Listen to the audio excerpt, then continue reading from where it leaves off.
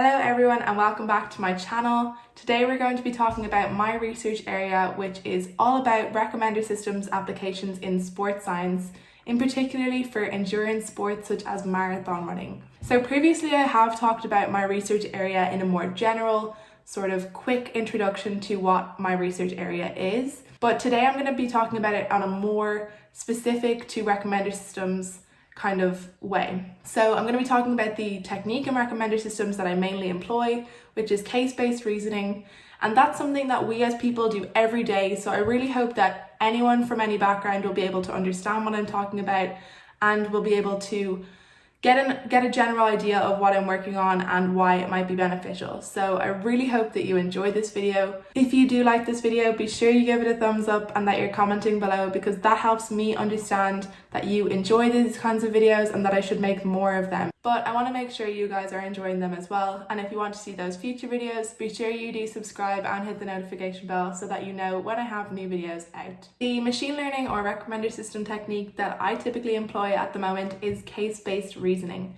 And as I mentioned, that is something we do every single day. So it's from cognitive science, and that's the understanding of how we as people think and solve problems. So as you know, artificial intelligence is all about getting computers to learn to solve problems the way that people do. So using techniques from cognitive science makes a lot of sense, understanding how we really solve problems and trying to implement those in computers. So first, I'm just going to give a general understanding of case-based reasoning and some examples. So if you think just in a real-world application, we are always learning from our past experiences.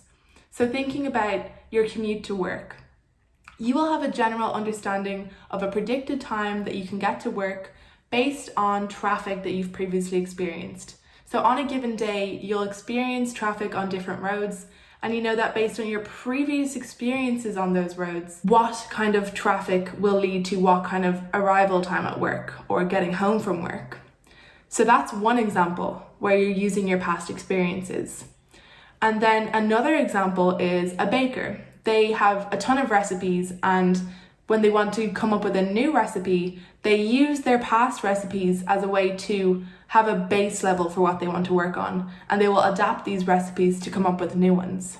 Or if you think about a doctor, they'll have patients coming to them with a ton of different symptoms, and the same diseases or illnesses don't always show up the same way with the same symptoms, but they'll use their past experience of different manifestations of the same illness in order to solve this new problem, which is the current symptoms that they're observing. So the general idea is that we have some sort of description of a problem. So for the doctor, it will be the symptoms that the patient is showing. And then we have an accompanying solution, which for the doctor is the diagnosis. Based on this problem and solution, we will have a case base of all of our previous cases. So one case will be one problem with one solution, and our case base is all of the previous problems and solutions we've seen. So for the doctor, it's their history of all the different patients' symptoms and the accompanying diagnoses. So that's their case base. From there, when we have a new case, so in this case, a person with some symptoms that we don't have their prognosis or their diagnosis yet, this is our new case with a problem but no solution. And then case-based reasoning happens in a 4-step process. So step 1 is retrieve. So we want to get all of the cases from our case base that are most similar to our current case. Step 2 is to reuse the solutions from the selected cases. So taking the solutions of our previous cases and seeing if we can use those. Step 3 is to revise. So we revise our solution, we change it up a bit depending on our current problem. So typically we will have to change the solution in some way because we won't have the exact same problem coming in with the exact same solution in general. We'll have a slight variation of the problem, and that requires us to adapt our solution that we have previously retrieved from the case base to solve this new problem. And then step 4 is to retain. So we add our new case with our new solution to the case base. So once we've revised the solution and we're happy with the solution that we have, we then retain this, add this to our new case base, and then that means we can use this for the future problem solving. So you can see that case-based reasoning relies on two key assumptions. So one is that the world is in some way regular. So similar problems have similar solutions. And that's a key part of case-based reasoning, because you're using those similar problems or similar cases and hoping that they have a similar solution that we can adapt to find our new solution. The second assumption is that similar cases come up regularly. So obviously, in order to use case-based reasoning, there has to be a continuation of cases coming in that are similar. Otherwise, all the cases are very different and we can't actually use case-based reasoning. So those are the two key assumptions. So that's the basic principles of case-based reasoning and how it works. And one simple way that we can implement this in programming would be using a k-nearest neighbor. I'm going to do a future video about how k-nearest neighbor works, so if you want to see that, be sure you're subscribed and that you have the notification bell on to all notifications so that you know when that video is uploaded. But just to briefly explain it, k-nearest neighbors is basically where you have a data point and you want to get the nearest possible data points to that one based on some sort of similarity metric. And in that case, you can then use that to either classify the data point if your solution is a label of some sort of categorical variable, or you can use a regressor if it's a numeric variable. That's how you use the case-based reasoning in a very simple sense, because by using the nearest neighbors, you're getting the most similar data points, the nearest cases to this one data point. And then the solution is our label that we have for this data. From there, you'll have to make some adjustments to the label based on the retrieved nearest neighbors, and then once you have the final answer, you can add that into the case base afterwards. K-nearest neighbors, whether that's a regressor or a classifier, is a very simple way that we can implement case-based reasoning using machine learning techniques. So now moving on to how I use case-based reasoning in my research.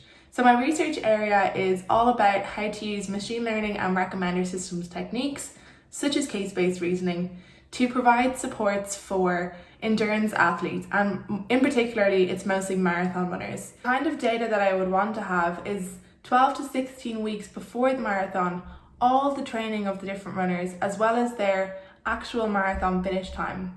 And then I can use this as our case base. So a case with the problem side of things is the training that the runner has done, and the solution is their marathon finish time. So then using case-based reasoning, if I have a new runner with their training, but I want to figure out what time they're going to finish the race at, I can use their training data as an input to find the most similar runners in my case base.